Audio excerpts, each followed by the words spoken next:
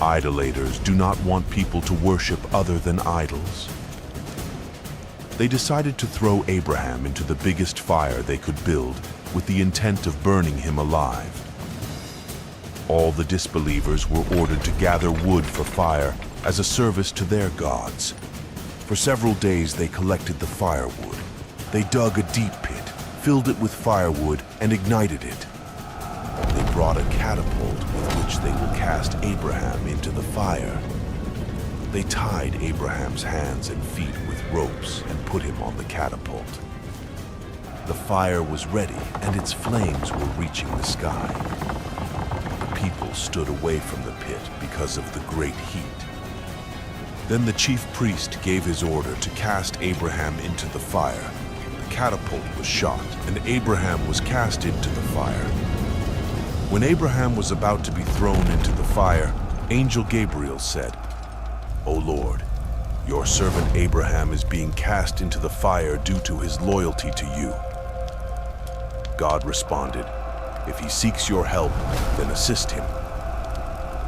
As Abraham was being catapulted into the fire and was in midair, Angel Gabriel asked to Abraham, "Do you want to be saved?"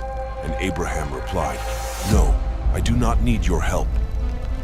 Gabriel persisted, "Will you not pray to God to save you?" To this, Abraham completely surrendered to God, saying, "God is sufficient for us, and he is the best capable of managing everything." He showed fully that he was willing to accept God's will. Whether God wanted the fire to burn his body or save him, both are completely same for him. He even refused the help of Angel Gabriel, which was the last chance to cause a means of salvation, proving that he was worthy of the title Friend of God. He can truly go into the fire or hell for God. He didn't have any fear. The flames were still there, but God issued his command. "O fire, be coolness and safety upon Abraham." Surah Al-Anbiya 69. The fire, under God's command, became cold and saved Abraham. It only burned the ropes binding him.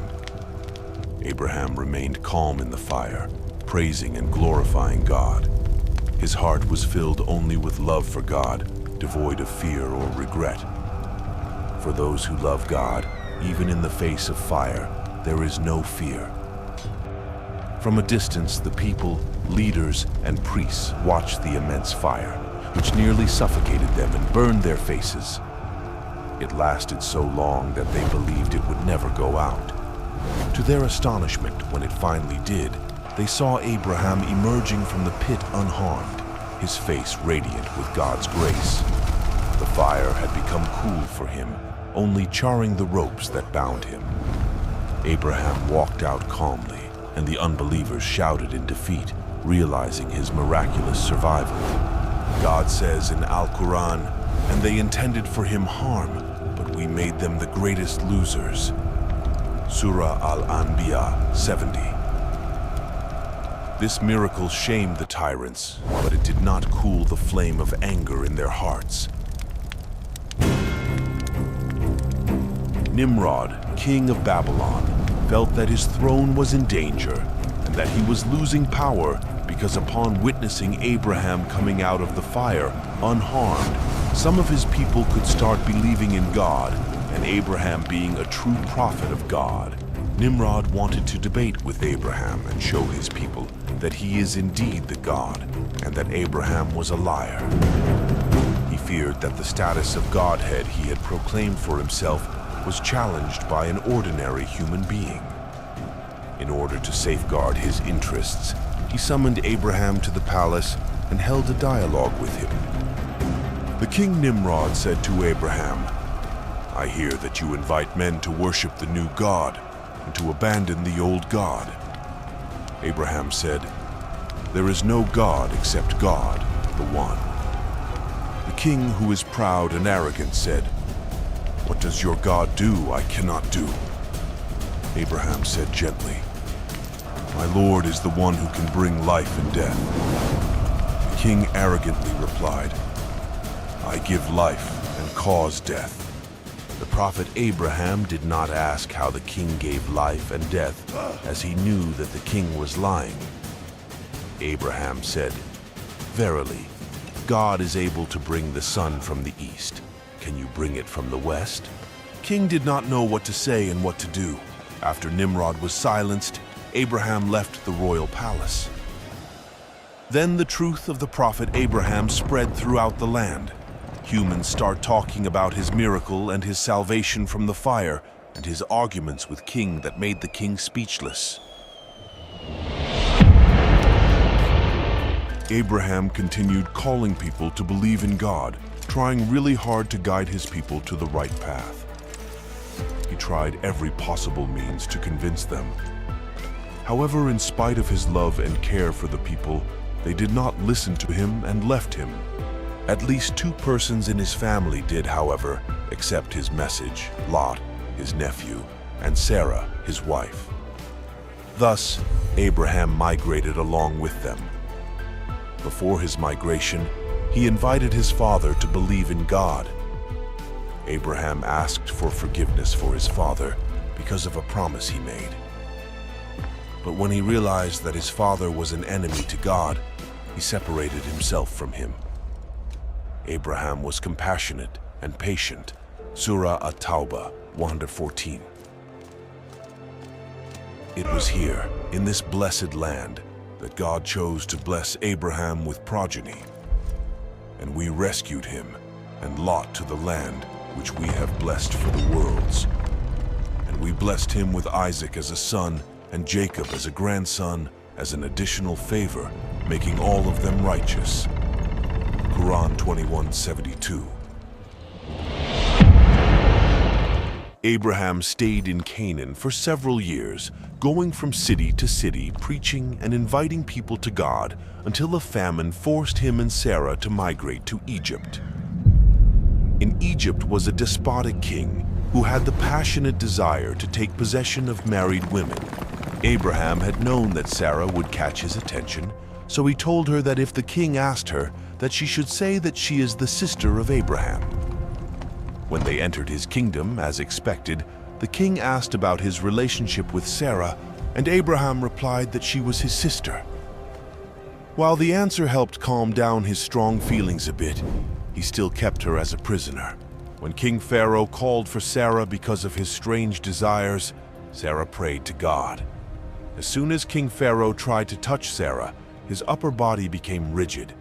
He begged Sarah for help, promising to set her free if she prayed for his recovery. Sarah prayed for him to get better, but it was only after a 3rd failed attempt that he gave up. Understanding that they were unique, he eventually let her go. While Abraham was praying, Sarah returned with Hagar, a gift from King Pharaoh, because the king recognized their special nature. Sarah had delivered a powerful message to Pharaoh and the pagan Egyptians. Once Sarah and Abraham came back to Palestine, they still didn't have any children. During that time, it was a common practice for a woman who couldn't have children to give her husband a servant to have children with. Sarah had the idea that Abraham should take Hagar as his concubine to have children. Abraham got married to Hagar, and while they were in Palestine, Hagar gave birth to a son named Ishmael. When Ishmael was still baby, God yet again chose to test the faith of his beloved Abraham and commanded him to take Hagar and Ishmael to a barren valley of Baca, 700 miles southeast of Hebron. In later times, it would be known as Mecca. It was a significant test because Abraham and his family had wished for a child for a long time, and when their happiness was complete with the arrival of a child, they were given a command to take him to a distant place known for its emptiness and difficulties. The Quran says that this was another test for Abraham when Ishmael was just a baby. However, in the Bible and Judeo-Christian traditions, it is believed to have happened because Sarah was angry and asked Abraham to send Hagar away. Abraham, after staying with Hagar and Ishmael for some time, left them there with a small container of water and a bag filled with dates. As Abraham started to walk away, leaving them behind, Hagar began to feel worried about what was happening. Abraham didn't turn back. Hagar ran after him, saying, "Oh, Abraham, where are you going, leaving us in this valley?" Abraham, who by this time was filled with emotion, was unable to speak. Tears rolled down his cheeks, and he turned his face away from her. Because he knew that leaving his wife and child in that desert was tantamount to certain destruction. But that was the sacrifice demanded of him by God. Hagar, in a bit of anxiety, eventually asked, "Did God tell you to do this?" Suddenly, Abraham stopped, turned around, and said, "Yes." Hagar submitted to her Lord. "I am satisfied to be with God." While she made her way back to little Ishmael, Abraham continued walking until he reached a narrow path in the mountains where they wouldn't be able to see him. This is the great sacrifice God had demanded of Abraham, as the likelihood would apparently seem to be that his young son would die a slow, torturous death over a period of days due to hunger and thirst. This demonstrates the depth of Abraham's faith and the faith of Hagar as, in their unshakable belief in the existence and powers of Allah, Abraham prayed to God after he left them on the desert. "Our Lord, I have settled some of my offspring in a valley barren from any cultivation. By you, sacred house, our Lord, so they may establish the prayer. So make the hearts of people yearn towards them and provide them with all types of fruits that they may be grateful." Quran 14:37. After a few days, the water ran out and the child started to cry due to thirst. Hagar, became very anxious. She ran around here and there to look for water. There were two small hills nearby, Safa and Marwa. She ran to the top of one and then the other in order to search the area for any trace of water. In her anxiety, she ran 7 times from one hill to the other, and she also cried and prayed to Allah. After the 7th time, she heard a voice. It was a revelation from God. She was told to go back to the child and that water would be provided. She ran back to Ishmael and saw that a spring of water had emerged from where the child was kicking with his heels. She thanked God and named the spring Zamzam, Song of Happiness. This spring of water is providing water even today and near to the Kaaba. "Do not be afraid of being neglected," the angel said, "for this is the house of God which will be built by this boy and his father, and God never neglects his people." A similar account of this well is given in the Bible in Genesis 21. In this account, the reason for moving away from the babe was to avoid seeing him die rather than a search for help. After the baby started crying because he was very thirsty, she prayed to God to help her not see him die. People say that a well appeared because Ishmael was crying. Also, the Bible tells that the well was in the desert of Paran, where they lived later on.